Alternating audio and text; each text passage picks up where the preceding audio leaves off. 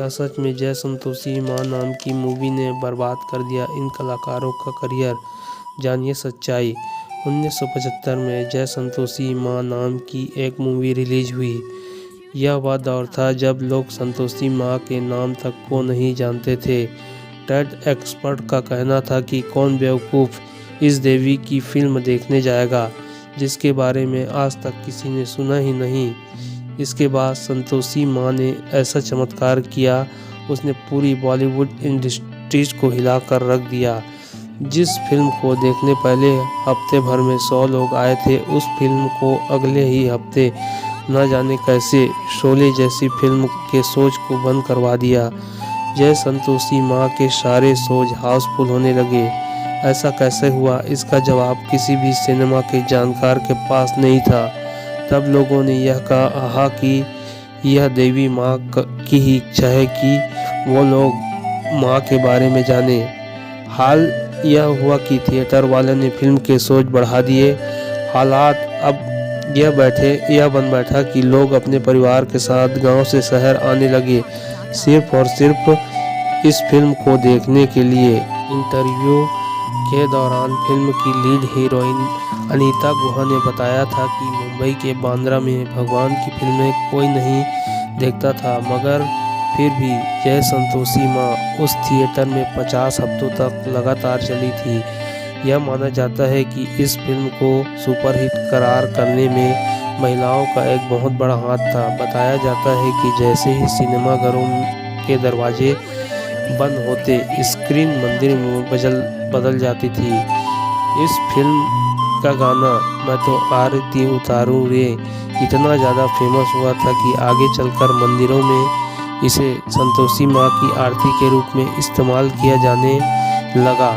लोगों में इस फिल्म का क्रेज इतना ज़्यादा था कि वो जूते चप्पल बाहर उतार कर ही सिनेमाघरों में जाया करते थे।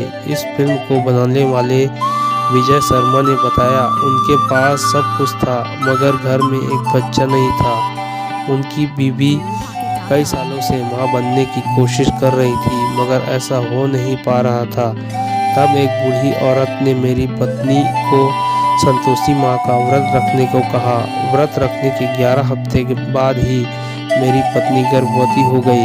उसी दिन मैंने यह फिल्म बनाने की ठान ली, मगर जब मैं एक्ट्रेस के पास इस फिल्म की स्क्रिप्ट लेकर गया तो सबने मुझे मना कर दिया। उन सभी का कहना था किसी ऐसे भगवान पर फिल्म बनाओ जिनको लोग जानते हैं। संतोषी माँ तो केवल लोकल देवी है, उन्हें तो लोग कम ही जानते हैं या जानते नहीं हैं। यह बात कुछ हद तक सही थी, मगर विजय शर्मा ने अपने जिद पर अड़े रहे। उन्होंने अनीता गुहा को किसी तरह मना लिया और कई छोटे छोटे स्टार के साथ पूरी फिल्म बनाने की ठान ली। इसके बाद विजय शर्मा पैसों के लिए शांताराम रोहरा के पास गए। शांताराम रोहरा अपनी सिंधी फिल्मों के लिए उस वक्त जाने जाते थे। उन्होंने जब फिल्म की कहानी सुनी तो वो प्रोड्यूसर बनने के लिए राजी हो गए। फिल्म की शूटिंग शुरू हुई तो पहले ही दिन चमत्कार हुआ।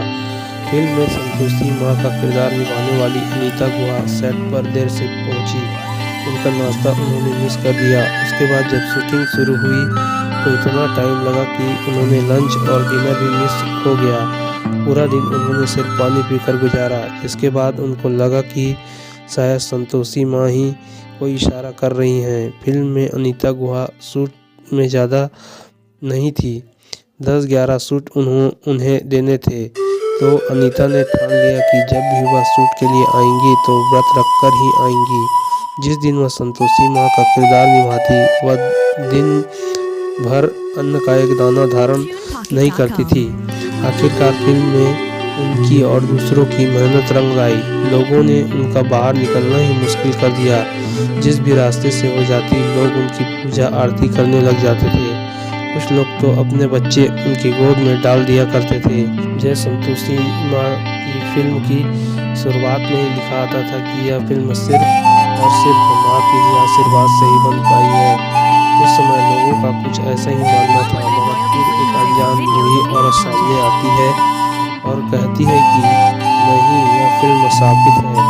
कुछ वक्त के बाद यह बात सच भी साबित हुई। इस फिल्म से जुड़े हर व्यक्ति के साथ कुछ न कुछ बुरा जरूर हुआ। फिल्म की एक्ट्रेस अनीता गुहा का करियर बर्बाद हो गया। जिस खूबसूरती पर दुनिया मरती थी, बीमारी के चलते वह खूबसूरती ऐसी हो गई कि उन्होंने अपने घर से निकलना तक बंद कर दिया। लोग बताते हैं कि मरने से पहले अनीता गुहा ने कहा था कि उनका मेकअप कर देना, वरना लोग डर जाएंगे।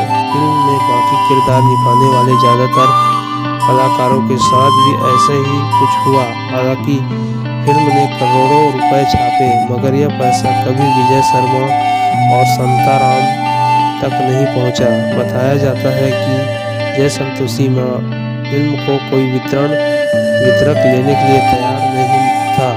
50 लोगों के मना करने के बाद आखिरकार केदारनाथ अग्रवाल और उनके साथी संदीप सेठी ने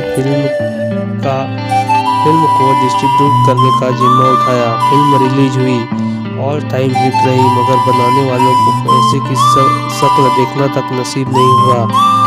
वह प्रोड्यूसर शांताराम रोहिरा ने खुद को दिवालिया घोषित कर दिया। ये सामने आया कि केदारनाथ के भाइयों ने लोगों के साथ धांधली की थी और बीच में से खुद सारी कमाई लेकर गायब हो गए। ये पैसा कभी शांताराम और केदारनाथ तक पहुंचा ही नहीं। इस घटना के कुछ दिनों बाद ही केदारनाथ को लकवा मार गया।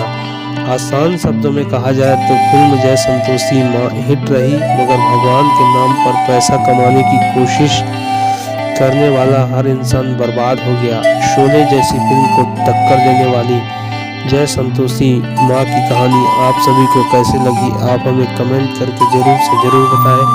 आप हमारे चैनल को सब्सक्राइब करना बिल्कुल ना भूलें। लाइक करें, कमेंट करें और शेयर करें।